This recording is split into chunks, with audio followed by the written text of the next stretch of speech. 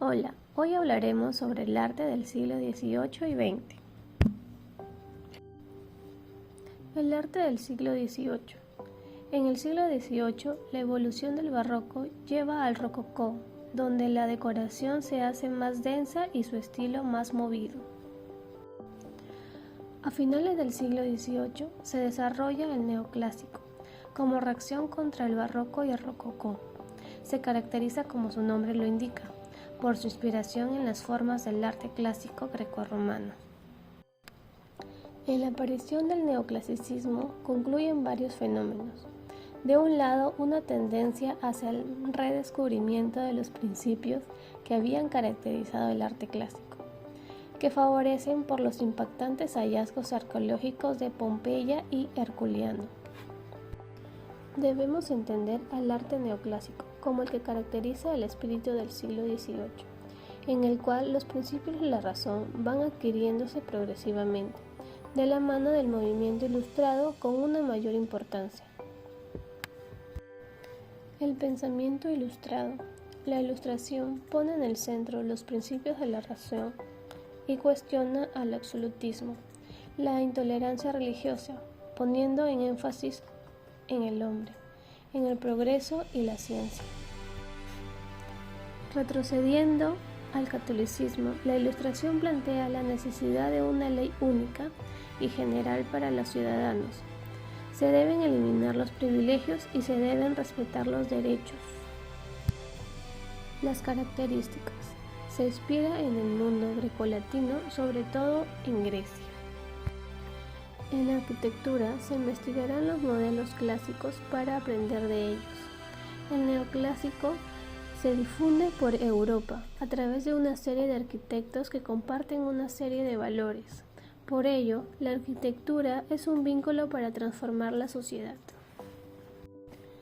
Así parten de un gusto por los volúmenes puros funcionales, como el orden, proporción y medida por sus elementos esenciales en la arquitectura. Aquí tenemos algunas de las obras, como el Palacio de Borbón, Somerset House, Puerta de Brandeburgo, Museo del Prado, Catedral de Kazán. En escultura se siguen los modelos de la antigüedad clásica, especialmente de Roma, y en sus pinturas no se disponen de modelos como en la arquitectura o escultura. Se inspiran en una estética grecolatina para satisfacer a la nueva sociedad revolucionaria. La antigüedad clásica se convierte en el tema ideal para transmitir los principios revolucionarios. Como ejemplos de escultura tenemos al pescador napolitano con una concha, a la escultura de Aquiles, al Cupido dormido y a Jackson con el vellocino de oro. En la pintura no se disponían los modelos clásicos de la antigüedad, como ocurre en la escultura y en la arquitectura. La única referencia eran los relieves, que ya habían perdido su anterior cromatismo. Por lo tanto, la pintura neoclásica se fundamenta en la temática, sin aportar nada nuevo en cuanto a sistemas de representación ni a técnica. El máximo representante de la pintura neoclásica es Louis David. Su biografía refleja el curso de los acontecimientos revolucionarios hasta la caída de Napoleón. Como pintura tenemos el Juramento de los Horacios de París, que representa una escena de una historia romana, de tres hermanos que juran sobre las espadas sosteniendo en alto por su padre defender a su país. El arte del siglo XX. Comienza a inicios de este periodo destacándose la vanguardia artística, que avanza hacia la ciencia, la tecnología y otras ramas como la literatura. Contexto histórico.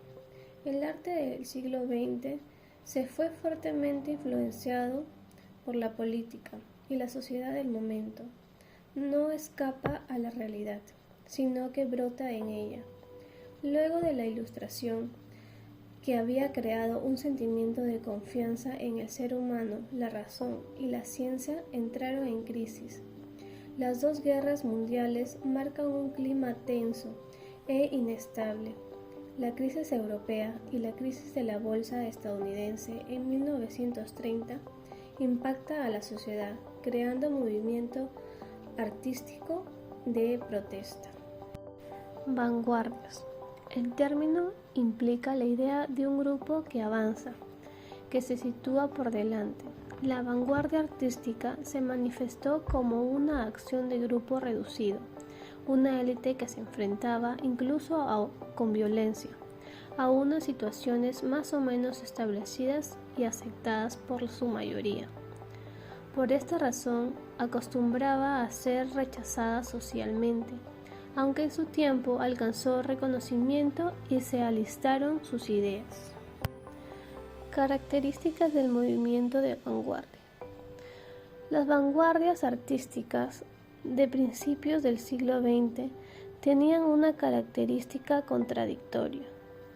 Surgieron como triunfos del proyecto cultural moderno, que planteaba un rechazo al pasado y búsqueda de progreso, y a la vez son una crítica al mismo proyecto modernista. La vanguardia no corresponde al arte sin acción transformadora. Hay un quiebre en el paso y a la transformación. Comienza un proceso de experimentación y se reemplaza el producto por el proceso como fin de la intención artística. La ruptura no se da solo en el plano estético, sino también en el político. Estos grupos tenían claras ideologías y muchos de ellos eran activos militantes políticos. La música. En líneas generales, se producen principalmente dos tipos de ruptura, con la tonalidad y armonía occidentales. Se abandona la tonalidad como estructura organizada del discurso, en búsqueda de libertad absoluta para componer. Luego se buscan nuevas formas de organizar el lenguaje musical, porque esto había generado un caos. Artes visuales. Las principales innovaciones fueron la ruptura con la perspectiva en la pintura. Se abandona esta práctica que reiniciaba desde el Renacimiento, así como también la interpretación del realismo. Arquitectura. La arquitectura moderna surge a partir de los cambios sociales y culturales producidos por la revolución industrial. Se comienza a utilizar nuevos materiales en las construcciones y edificios, como el hierro, el hormigón y el acero. Empieza un proceso de construcción en alturas desde los edificios industriales hasta llegar a rascacielos. Otro aspecto de la arquitectura del siglo XX es el abandono de ornamentos de una arquitectura fundamental. Algunos de los arquitectos más reconocidos fueron Le Corbusier y Walter Gropius. Fotografía. La fotografía es el proceso de capturar imágenes y almacenarlas en un material sensible a la luz. Actualmente se utilizan cámaras digitales, por lo que las imágenes son guardadas en una memoria de la misma. Si bien la fotografía se inventó en el siglo XIX, su auge fue en el siglo XX, ya que no siempre fue considerada un arte, lo que posibilitó el debido reconocimiento de la fotografía fue el gran interés por el naturalismo, tendencia que busca imitar la realidad con un alto grado de perfección. Siglo XX y las nuevas artes. El avance tecnológico posibilitó el surgimiento de nuevas formas de expresión, además de revolucionar las ya existentes. El cine. La creación de este nuevo arte fue una especie de revolución social y creativa que posibilitó un universo de ideas nuevas y a su vez la difusión masiva de esta. Su éxito fue inmediato y poco a poco se agregaron sonidos a las películas y luego el color. Las capacidades expresivas del séptimo arte parecen ilimitadas, ya que es una función entre fotografías, escenografías, vestuarios, música, actuación, iluminación, literatura, etc. Bibliografía. Gracias.